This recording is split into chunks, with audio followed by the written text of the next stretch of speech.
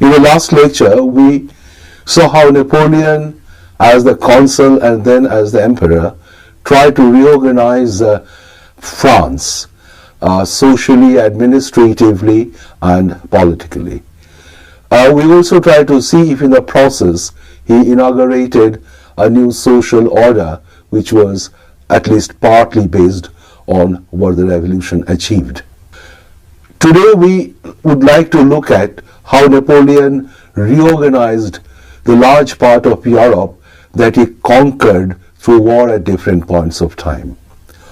If there is one consistent theme about Napoleon once he was in power, it was his unceasing war that characterized the entire period from 1799 to 1815.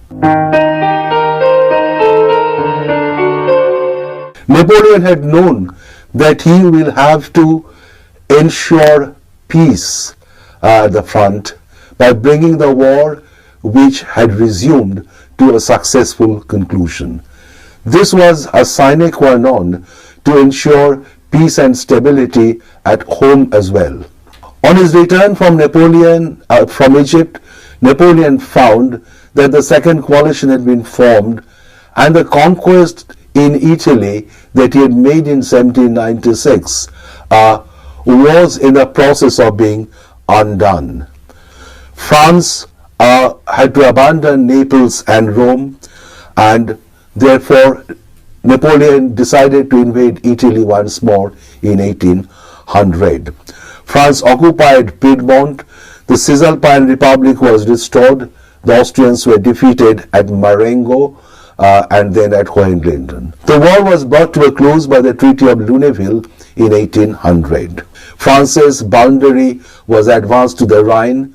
The Holy Roman Empire recognized the Batavian and the Helvetic republics in Holland and Switzerland. Only Great Britain was now ranged against France. In 1802, Napoleon made peace even with Britain, the Peace of Amiens. This was, however, a mere truce caused by war weariness than an enduring treaty that was likely to guarantee peace. After the conclusion of the war in 1800, Napoleon devoted a lot of his energy to the internal reorganization, but he was also active on the external front in Europe. War was renewed in 1803-4, but in the meantime Napoleon had been active in Italy. He annexed Piedmont and became the president of the Cisalpine Republic. The Swiss Confederation now replaced the old Helvetic Republic, and the Confederation was in close alliance to France. The western part of the Holy Roman Empire was reorganized in Germany. French troops entered the Batavian Republic, and all this came as a rather disturbing news to Britain. The war with Britain was resumed, and it necessarily took the form of a naval war. France had Spain as an ally, but the French and Spanish fleets were virtually destroyed by Nelson in the celebrated Battle of Trafalgar on the coast of Portugal in 1805. Now, the defeat at Trafalgar was some kind of a shattering blow to Napoleon's position, and it showed his Achilles' heel, that is, his enduring weakness insofar as sea power was concerned. Britain's superiority here was underlined, and we shall see later that Napoleon had to have resort to other kind of warfare in order to circumvent Britain's superiority in naval power. But the land war continued. Napoleon decided to once again move against Austria. He came via the southern route, moved into Austria. General Mack, the Austrian general, was in Bavaria waiting for the Russians. Napoleon attacked General Mack at Ulm and defeated him in the battle there. General Mack was obliged to surrender with about 50,000 men. Then, after a hurried march, Napoleon entered Vienna. The Russians and Austrians had in the meantime managed to join forces together and had massed their soldiers at a place called Austerlitz, a little away from Vienna. This is where now Napoleon marched. He had 73,000 men against the combined strength of more than 87,000 of the Austrians and the Russians. And at Austerlitz, Napoleon won arguably his most famous victory. It was his speed that mattered and the new strategy that he had employed. He had stretched the flanks by trying to attack them from both sides, and when the center was weakened through a column formation, he attacked the center. Austerlitz saw a brilliant application of Napoleon's new strategy, and the Allies, Russians and the Austrian forces, were absolutely annihilated. Now this gave Napoleon the opportunity to reorganize once more. And now we see that Napoleon was taking a final leave from the Republican and revolutionary tradition. He ended the republics, converted them into kingdoms, and made them part of the French Empire, the Grand Empire of Napoleon, as it would soon be known. In Naples, he created a kingdom, placed it under his brother Joseph. The old Republic of Italy would now be the Kingdom of Italy, of which Napoleon became the king, and Eugene the Beauharnais, his stepson, became the viceroy. In Holland, the Batavian Republic became the Kingdom of Holland, which was placed under his brother Louis. He also reorganized the western part of the Holy Roman Empire, and here we have finally the Holy Roman Empire, which had lasted for more than 1,000 years, coming to an end. Napoleon ended the fiction of the Holy Roman Empire, and here he started a new kind of political configuration, which came to be known as the Confederation of the Rhine. From Mecklenburg in the north to Tyrol in the south, the small kingdoms or states, 16, later 18, were united in this Confederation of the Rhine.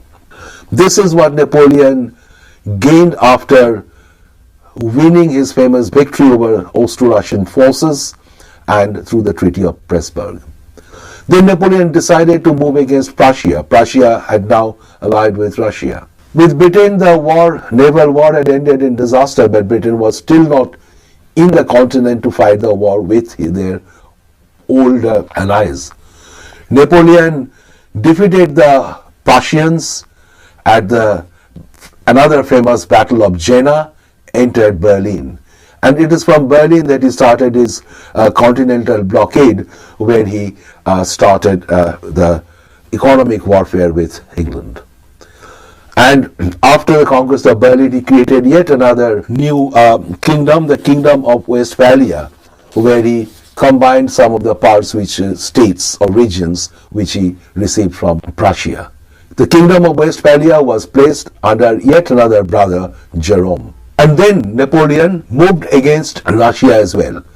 First there was the Battle of Eylau, which was bloody but indecisive. But he managed to defeat the Russians in the Battle of Friedland, and the result was the Treaty of Tilsit. Thereby, the Tsar of Russia, Alexander I, agreed to have a treaty with Napoleon.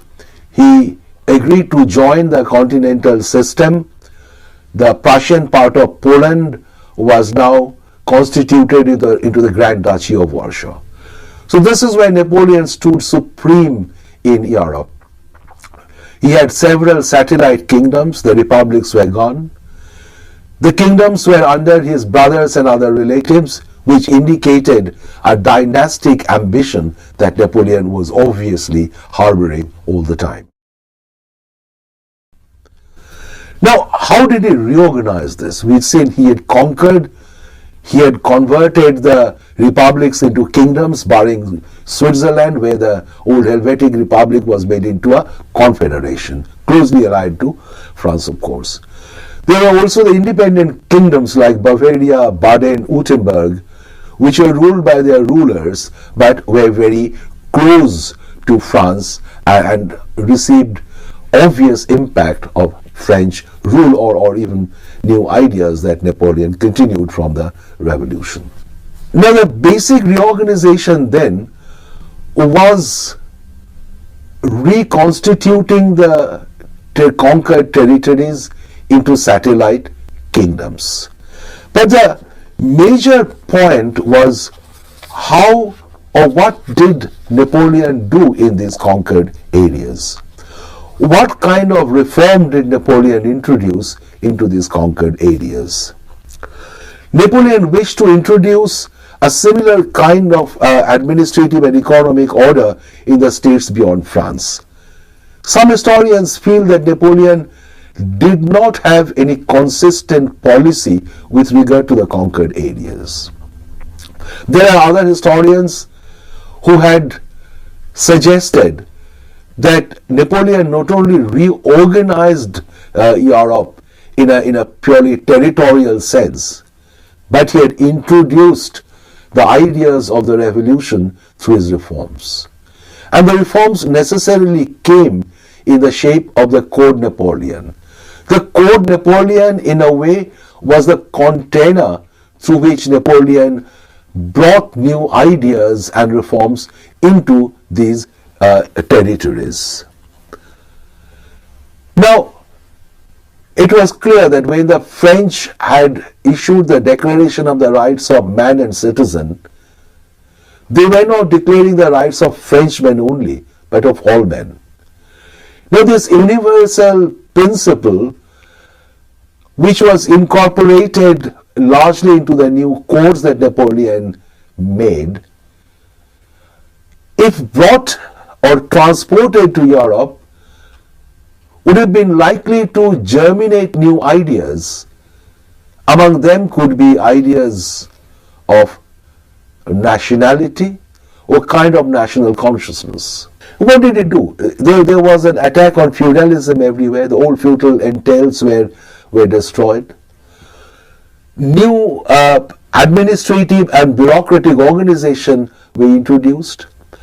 Some of these areas were directly under French rule. They had the impact of the French prefectural system, became part of the French military divisions, and received the impact, the full impact of the civil, legal, administrative reforms which were introduced in France.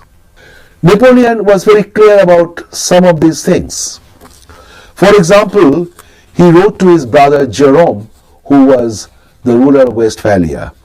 I quote, "The benefits of the Code Napoleon, legal procedure in open court, the jury, are the points by which your monarchy must be distinguished. Your people must enjoy a liberty and equality unknown in the rest of Germany." Unquote. To Joseph he wrote, "You must establish the civil code in your state. It will justify your power. Since by it all entails are cancelled, and there will be no longer any great estates apart from those you create yourself. This is the motive which has led me to recommend a civil code and to introduce it everywhere." Napoleon's motives were quite cynical. He wanted to introduce the code to buttress his own power. In fact, Napoleon wanted to introduce the same kind of institutions and social order in the Grand Empire that he had introduced in his own regime, in his own empire in France. He meant to introduce this system of government to confirm his rule. He wanted all intermediary bodies to go. He wanted feudalism to go. He wanted legal civil equality. He wanted career open to talent. Now through this, he wanted to enlist the support in the vassal states, and that would be the social base of the power that he would enjoy there. On the part of the Grand Empire, or the states in the Grand Empire, they had one obligation. They had to keep supplying the emperor with men and money. This is why Lefebvre has said, I'm quoting, "The expansion of French institutions was one of the forms assumed by his lust for power." The traditional view would have, as I noted earlier, credited Napoleon with a whole lot of positive influences over the conquered territories. It has been said that indirectly at least, Napoleon's impact did create an embryonic form of national consciousness in regions like Germany and Italy. That a degree of rationalization and quote-unquote modernization of administration had been introduced in Germany and mutatis mutandis in Italy as well. It is under the impact of this that gradually change was coming into these regions, and there was the beginning of a break with the Ancien regime even here. It is possible to suggest a second point, that as Napoleon's conquests were reconstituted into new kingdoms, as the introduction of reforms led to change, there was also a negative feeling against the increasing way in which Napoleon's rule became imperialistic. The way these areas and the resources and even men were used for the benefits of France, for pursuing Napoleon's policy of almost relentless war. But at any rate, this traditional view had somewhat been challenged by many recent studies on the impact of Napoleon, particularly in Germany and Italy.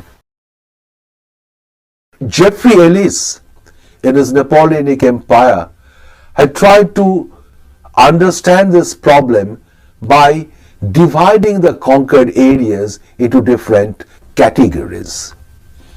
So the first category would be the pays réunis, or the areas which had been directly integrated into the French Empire. For example, France, we had seen earlier, had 83 departments. Now the enlarged territory gave France 130 departments. So there was a substantial expansion of power. These areas were brought within the prefectural system, for these departments were governed by the prefects appointed directly by the emperor, first the consul and then the emperor. They also became part of the 25th and 26th military divisions of the empire. As a result, these areas were exposed for a longer period to the impact of the code and other reforms that he had introduced. In this, in Germany, one would include the lands to the west of the Rhine. In Italy, it was Piedmont, the Ligurian coast, Savoy and Nice. These were areas which are pays réunis. The second would be pays conquis, or the countries or the areas conquered. These were territories which were conquered and then reconstituted into separate kingdoms, as we have seen mostly under Napoleon's brothers or relatives. Here we have, for example, the Kingdom of Italy, which Napoleon ruled himself. Beauharnais was the viceroy. Later, of course, after he had a son, he would be the king of Rome. Naples was put under his brother Joseph, but when Joseph was brought to Spain, it went to Murat, who was his close associate and general, but also his brother-in-law. Westphalia was given to Jerome. Holland was under Louis. There was another area, Belgium, which had been under France virtually since 1795, and there the impact was large. Now in these conquered areas, reforms were introduced, and we had seen Napoleon exhorted even his brothers to actually introduce reforms, particularly the code, which would subsume their rule. But as you have seen, the basic motive was to exploit the resources in this region for the overarching policies that Napoleon made himself. The third category would be the pays alliés, or the allied kingdoms. In this we had noted them earlier, the kingdoms of Bavaria, Baden, Württemberg, or the Grand Duchy of Berg, to some extent even the Grand Duchy of Warsaw, which was placed under the ruler of Saxony. Saxony was included in this. Here there was an influence of the French reforms, but they were deep in some areas, were a little superficial in other areas.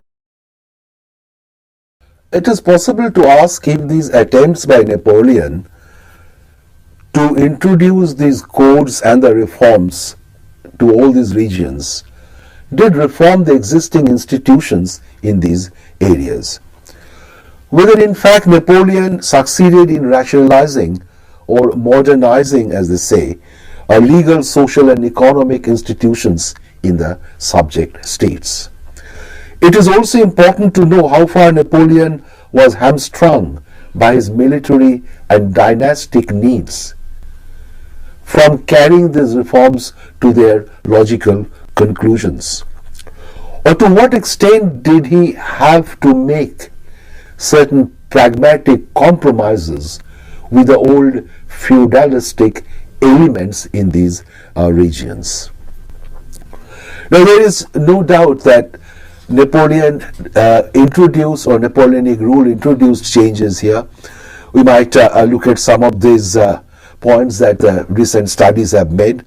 That by 1814 the left bank of the Rhine, the Piedmont Liguria, had experienced important institutional changes through the formal assimilation to French rule. Belgium may also be included in this category. There was sale of church property, they were part of the military divisions, there was a prefectural system. There were also the other ancillary reforms, for example, treasury inspectorates, chambers of commerce, trade tribunals, grain markets, bridges and highways, mining divisions, industrial arbitration councils, and the whole apparatus of civil and criminal courts, even the Imperial University. There are many others. Now, in the annexed land, there is a debate about which way the scale tilted. Was it exploitation or material advantage? But what is important, these studies argue, is the element of continuity that was still there. That within the evolving social and professional elites in the annexed territories, there had sometimes been a little conservative impact of the French rule as well. Now, this from say roughly 1800 to 1807-8, Napoleon had succeeded in conquering and reconstituting good part of Europe, introducing his reforms there. The question that these recent studies have asked is, if Napoleon's reforms had acquired deeper roots everywhere, then it would have been probably a little difficult to restore in 1815 after his defeat. The victorious allies had abandoned the compromise that Napoleon had started, and Germany and Poland, at any rate, witnessed a tilting of balance in favor of the old princes. Jeffrey Ellis has suggested that Napoleon should not be seen as a radical social reformer wherever he intervened. Now, his argument is based on the fact that had the roots been deeper, the work of the makers of Vienna Congress would have been more difficult. A second point that he makes is that even so far as change was concerned, there had been a beginning even before. In conclusion, we might suggest that Napoleon's impact worked two ways. A, there had been an introduction of certain basic principles of the revolution, particularly through the Code Napoleon. Feudalism was attacked, if not destroyed, everywhere. Civil liberty, legal equality had been sought to be introduced. There was, of course, no liberty. Administrative rationalization, a certain degree of bureaucratization, and modern state or kind of modern state, as one witnesses in France, had been sought to be introduced in these regions as well. So there had been an impact which germinated through the next decades. Secondly, there was also the negative impact. The way Napoleon used these territories, the revolutionary ideas, the revolution's impact notwithstanding, to simply serve his imperial interest, had militated against his rule, and there was in the process at least an emergence of the creation of an other, that Napoleon was the other and therefore we are different. And Italian poet Leopardi had mentioned this, talking of the Grand Army where Napoleon recruited people from all these conquered areas. He said how unfortunate it is for one to die in a foreign country fighting for a foreign country. He was talking of Italian soldiers fighting with the French army and dying in Spain, fighting for France. Now it is in this we have the evocation of a new consciousness, which was in an embryonic form, but it is possible to suggest that Napoleonic rule, Napoleonic reorganization, Napoleonic conquest had also produced that kind of evocation. We shall in the next lecture see the decline of Napoleon, and there we will be able to substantiate this last point that we are making here. But overall, there is no doubt that Napoleon did stand like a colossus through the first decade of the 19th century over the whole of Europe.